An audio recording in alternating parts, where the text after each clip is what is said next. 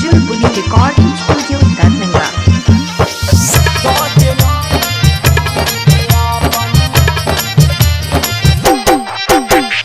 अजय दीवाना कदम चौक मलमल।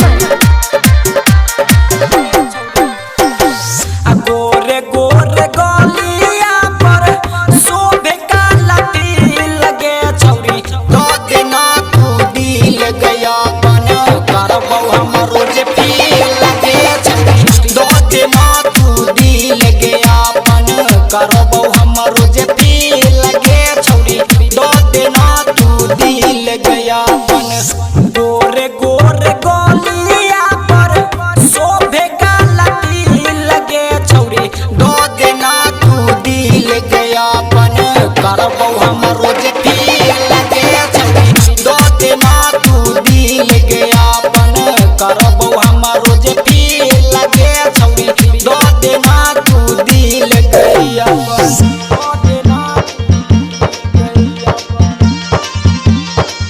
चुलबुली रिकॉर्डिंग स्टूडियो दरभंगा।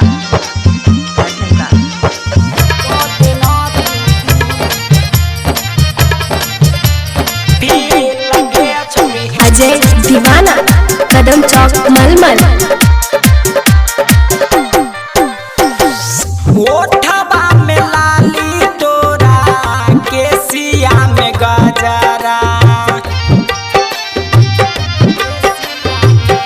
ओठवा में लाली तोरा केसिया में गजरा देखी तोरा चाल छौरा मारे पोछता गरा हमारा से प्यार तू कोले हमारा से प्यार तू कोले भजबे तू खुश गे छौरी दो दिना तू दिल गया पन करबौ हमरो जे पील गे छौरी दो दिना तू दिल गया पन करबौ हमरो जे पील गे छौरी दो दिना तू दिल गया पन करबौ हमरो जे पील गे छौरी दो दिना चुलबुली रिकॉर्डिंग स्टूडियो दरभंगा।